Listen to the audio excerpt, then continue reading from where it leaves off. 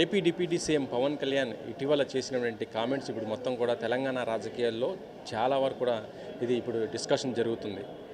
ఇది ప్రస్తుతం ఇండస్ట్రీ ఇప్పుడు టాలీవుడ్లో కూడా కొంత చర్చ అయితే జరుగుతున్న పరిస్థితి ఉంది. ఎందుకంటే ప్రస్తుతం హైదరాబాద్లో ఇటు ఏపీ తెలంగాణ పీపుల్ అందరూ కూడా కలిసి ఉంటున్న ఈ సందర్భంలోనే పవన్ చేసిన కొన్ని వ్యాఖ్యలు మాత్రం ఇప్పుడు ఇండస్ట్రీలో పెద్ద హాట్ టాపిక్ అవ్వడం, పొలిటికల్గా కూడా చాలా వరకు కూడా డిస్కషన్ జరుగుతుంది. అన్ని రాజకీయ పార్టీలు కూడా దీనిపై స్పందిస్తున్నాయి. ప్రముఖ సీనియర్ నిర్మాత, డైరెక్టర్, ఫిలిం ఛాంబర్ మాజీ అధ్యక్షులైనటువంటి తమ్మారెడ్డి భరద్వాజ గారు ఉన్నారు. సార్ చెప్పండి, పవన్ గారు నిన్న చేసినటువంటి కామెంట్స్ని ఏ విధంగా చూడాలి, ఏంటిది? ఏమన్నా రాజకీయ కామెంట్స్ ఏదో రాజకీయం చేస్తూ ఉంటారు వాళ్ళు is a deputy CM and is a party president of ఒక పార్టీ కదా. సో ఆయన మాట్లాడే రాజకీయాల గురించి మనకెందుకబ్బా, ఏదో నడుస్తూ ఉంటుంది. ఆ ప్రాబ్లం ఇక్కడ కూడా కంటెస్ట్ చేద్దాం అనుకుంటున్నారు. ఆల్రెడీ ఇంతకుముందు చేశారు, 2019లోనే ఇప్పుడు చేసినట్టున్నారు. మళ్ళీ 2029లో వద్దాం అనుకుంటున్నారు. 23లో కూడా చేశారు 23లో 19లో చేయలేదు, అయితే ఏదో ఎప్పుడో చేశారు. మొత్తం ఏదో 1-2 సార్లు చేశారు. ఇప్పుడు మళ్ళీ చేద్దాం అనుకుంటున్నారేమో. ఈసారి ఏంటంటే వాళ్ళకి ఆల్రెడీ అక్కడ గవర్నమెంట్ ఫామ్ చేశారు కదా, కాంబినేషన్లో బీజేపీ, తెలుగుదేశం ఈయన కలిసి కాంబినేషన్లో చేశారు. ప్రాబ్లీ ఇక్కడ కూడా గ్యాప్ ఉంది కదా, కాంగ్రెస్ టీఆర్ఎస్ కొంచెం వీక్ అయిపోయింది, కాంగ్రెస్ కూడా వీక్ అవుతున్నప్పుడు చేస్తే బాగుంటుంది అనుకున్నారేమో, వాళ్ళంతా ముగ్గురు కలిసి అనుకున్నారేమో. సో అందుకని స్టార్ట్ చేద్దాం అనుకుని నిన్నటి నుంచి స్టార్ట్ చేసి ఉండొచ్చు.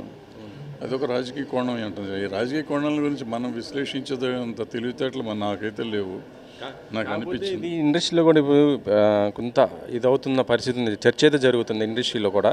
పవన్ చేసినటువంటి వ్యాఖ్యలు అంటే ఫిలిం ఇండస్ట్రీలో ముఖ్యంగా అంటే ఇప్పుడు 2 రాష్ట్రాలకు ఏర్పడిన తర్వాత కూడా మళ్ళీ ఏపీ ఫిలిం ఇండస్ట్రీ అక్కడ డెవలప్ చేయాలి, ఇక్కడ చేయాలి అనుకుంటున్న ఈ టైంలో ఇది కొంత ఇబ్బందికరంగా ఉన్నట్టుగా డిస్కషన్ అనేది జరుగుతుంది. ఏమి ఇబ్బంది లేదు, ఏమి అవ్వదు. ఇండస్ట్రీలో అంత డిస్కస్ చేసి అంత సీన్ ఉండదు. నాలాంటి పని లేని వాళ్ళు ఒకళ్ళిద్దరు మాట్లాడతారు, కానీ ఎవరు పని అంత వాళ్ళ పనులు వాళ్ళకు ఉన్నాయి. ఎందుకంటే వాళ్ళ ఇండస్ట్రీ చాలా విచిత్రమైన పరిస్థితిలో ఉంది. పని ఉన్నవాళ్ళు ఎవళ్ళు వేరే దాని గురించి ఆలోచిస్తానికి టైం లేదు, అసలు ఆలోచించలేరు కూడా. సో ఇండస్ట్రీలో మాట్లాడుతున్నారంటే ఎవరన్నా నాలాగా బేవర్స్ అయితే చెప్పలేము. కానీ వేరే వాళ్ళకి టైం ఎక్కడ ఉంది, ఆయన ఏం మాట్లాడారు, ఎందుకు మాట్లాడారు ఉండదు. నాకు అవసరం అనుకోండి, ఆంధ్రప్రదేశ్ గవర్నమెంట్తో అంటే ఈయన సినిమా అయింది కాబట్టి ఆయన దగ్గరికి వెళ్తాం, మాట్లాడుకుని వస్తాం. అదర్వైజ్ లేకపోతే ఆయన ఎవరో మనం ఎవరో అన్నట్టే ఉంటుంది మన వాళ్ళ పరిస్థితి. సో ఇవన్నీ బయట మాట. ప్రాంతీయవాదాన్ని ఉగ్రవాదంగా అభివర్ణిస్తున్న పరిస్థితి ఉంది. జాతీయవాదానికి ముప్పు అన్న మాట తీసుకురావటం అంటే యాక్చువల్లీ చెప్పాలంటే మన తెలుగు రాష్ట్రం ఏర్పడింది పొట్టి శ్రీరాములు గారి యొక్క త్యాగం వల్ల. ఆ తెలుగు ఆయన అన్ని రోజులు అమర నిరాహార దీక్ష చేస్తేనే అది కూడా ఒక ప్రాంతీయవాదంగానే చూడాల్సిన పరిస్థితి ఉంది.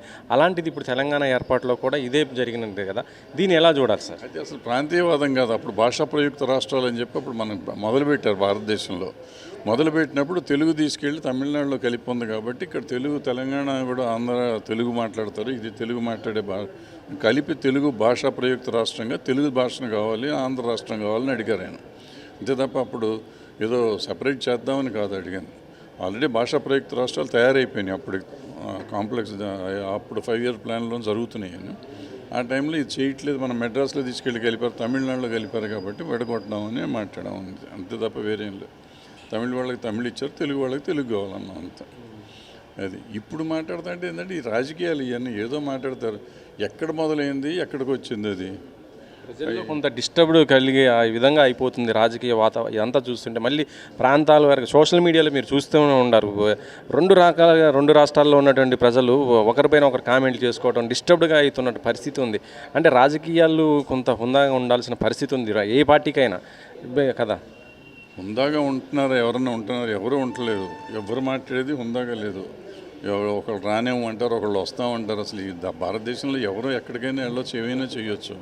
సో అది కరెక్ట్ కాదు, ఈ అనేవాళ్ళు కరెక్ట్ కాదు. నేను వస్తే తోడగొడతాం కరెక్ట్ కాదు. వస్తానికి ఎవరు ఆపుతారు? ఎవరు ఆపరు. ఎందుకని రానివ్వని అంటానికి వీళ్ళు ఎవరు, వస్తానని బెదిరిస్తానికి వాళ్ళు ఎవరు, అసలు నువ్వెవరు నేనెవరు అంటానికి మనం ఎవరు? అందరం భారతదేశ ప్రజలు, అందరం ఒకటే, అందరం ఒకటిగానే ఉండాలి, ఒకటిగా చేస్తూ ఉండాలి. సో అనవసరమైన రెచ్చగొట్టే చర్యలు ఎవరో చేయకూడదు, ఎవరో చేయకుండా ఉండి బాగుంటే బాగుంటుంది. ఎందుకంటే 2 రాష్ట్రాలు సెపరేట్ అయిపోయినాయి, శుభ్రంగా ఉన్నాయి, ఎవరు బతుకాళ్ళు బతుకుతున్నారు. ఇప్పుడు మనకి రాజకీయం కోసం మళ్ళీ వీళ్ళని ఉత్తేజపరచడం కానీ మళ్ళీ సపరేట్ చేయటం కానీ మళ్ళీ గొడవలు చేయటం కానీ అవసరం లేదు. ఇప్పుడు నేను ఇక్కడ సెటిల్ అయ్యి ఆల్మోస్ట్ 75 years అయింది. ఇప్పుడు నేను ఆంధ్ర వాడినా తెలంగాణ వాడినా ఎవరంటారు ఏమంటారు? ఇప్పుడు 75 ఏళ్ళు అయిపోయినాక ఇప్పుడు ఆంధ్ర వాడు తెలంగాణ వాడు అంటే ఎట్లా ఉంటుంది? నాకు ఆంధ్రాలో ఏది ఎక్కడ ఉందో కూడా తెలియదు. బట్ అక్కడ మూలాలు అక్కడ ఉన్నాయి కాబట్టి కొంత అభిమానిస్తాను, తప్పలేదు. ఇక్కడ ఇంతకాలం 75 ఏళ్ళ నుంచి ఇక్కడ ఉన్నాను కాబట్టి ఈ రాష్ట్రాన్ని అభిమానిస్తాను. ఎంత మా తాత తండ్రులు అందరూ ఇక్కడ ఈ శ్మశానాల్లోనే మనం పూడ్చిపెట్టాం. సో ఈ భూమి నాదనే ఫీల్ అవుతాను నేను. సో అందుకని ఇవన్నీ అంటే రాజకీయ అవసరాల కోసం ఎవరు పెడితే వాళ్ళు ఏది పెడితే అది మాట్లాడతాం కరెక్ట్ కాదు.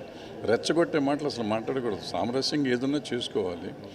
అండ్ నేను మాట్లాడితే తప్పు లేదు, నువ్వు మాట్లాడితే తప్పు అనే విధానం కూడా కరెక్ట్ కాదు. మనం అందరం కరెక్ట్గా మాట్లాడాలి, తప్పు మాట్లాడకూడదు. స్వతంత్రం ఉంది, మనకి వ్యక్తి స్వాతంత్రం ఉంది. వ్యక్తి స్వాతంత్రం ఉంది కదా అని దాన్ని సద్వినియోగం చేసుకోవాలి, కానీ దుర్వినియోగం చేసుకోకూడదు. అలాగే పవర్ ఉంది కదా అని ఎవరో ఒకళ్ళ మీద ఎక్కి తొక్కుతానికి ప్రయత్నం కూడా చేయకూడదు. సార్ ఇప్పుడు పెద్ద సినిమా రిలీజ్ అవుతుంది, మళ్ళీ 2 తెలుగు రాష్ట్రాల్లో టికెట్ రేట్లు మళ్ళీ పెంచడం జరిగింది. ఇవాటి నుంచే మళ్ళీ 2 రాష్ట్రాల్లో అంటే టికెట్ పెరుగుతుంది. గతంలో వ్యతిరేకించారు, వద్దు పెంచొద్దు, ఆడియన్స్ థియేటర్కి రావట్లేదు అని చెప్పి ఇది చేస్తున్న ఈ టైంలోనే మళ్ళీ ఇప్పుడు ఇలా పెంచడం అంటే అటు సినిమాకి ఎంతవరకు యూజ్ ఉంటుంది, ప్రేక్షకులకి ఎంతవరకు భారం పడుతుంది? ప్రేక్షకుల భారమే, దాని గురించి సమస్య లేదు. పెద్దకి ఉన్న క్రేజ్కి రేటు పెంచితే కూడా అవుతుంది. దానివల్ల థియేటర్కి రాకపోవడం అనేది ఉండదు. వేరే సినిమాలకు రారు. ఈ నెలలో ఇంకో సినిమా ఏదైనా రిలీజ్ అయితే చూడరు, ఉన్న డబ్బులు దానికి సరిపోతాయి కదా. అంతదా పెద్దకి ఏమి జరగదు. పెద్ద బ్రహ్మాండంగా ఉంటుంది, బాగుండాలని కూడా కోరుకుంది. అదే దాంతోపాటు మిగిలిన సినిమాలు కూడా బాగుండాలని కోరుకుంది. అంటే ఇదే పరంపర మిగతా సినిమాలు కూడా చేస్తారు కదా. ఇక వచ్చే పెద్ద సినిమాలు అన్నీ ఉన్నాయి. డ్రాగన్ ఉంది, వారణాసి ఉంది, మిగతా ప్రతి సినిమాకి ఇక అడగక్కర్ల 100% చేస్తారు. చెయ్యమని ఎందుకంటారు? అన్ని సినిమాలకి చేస్తాం. వచ్చిన సినిమాకి వస్తుంది, రాని సినిమాకి రాదు అంతే. ఓకే సార్, ఇది మొత్తానికైతే పవన్ చేసినటువంటి వ్యాఖ్యలు 2 తెలుగు రాష్ట్రాల్లో మాత్రం పెద్ద చర్చకు దారి తీస్తున్నాయి. కొంత సోషల్ మీడియాలో కానీ ఇటు చూస్తుంటే ప్రతి ఒక్కరు కూడా కొంత ఉద్రిక్తంగా ఉన్నటువంటి కామెంట్స్ కూడా పెట్టుకుంటున్న పరిస్థితి ఉంది. అయితే ఇది ప్రస్తుతం ఇండస్ట్రీ పైన కూడా కొంత ప్రభావం అయితే పడుతున్నది. ఏదేమైనా కూడా ఈ పొలిటికల్గా జరుగుతున్నటువంటి ఇది ప్రజలు ఇబ్బంది పడుతున్నట్టు పరిస్థితి ఉంది కాబట్టి సమయం పాటిస్తూ కూడా అందరూ కూడా ఎవరైనా సరే కొంత చాలా వరకు జాగ్రత్తగా మాట్లాడాలి అనేది కూడా చెప్తున్నటువంటి మాటలు అయితే ఇప్పుడు తమ్మారెడ్డి చెప్తున్నారు. మరి ఇప్పటికైనా ఈ ఇష్యూ క్లోజ్ అవుతుందా లేదా అనేది చూడాలి. కెమెరామెన్ పాషాతో వెంకట్, 10 TV.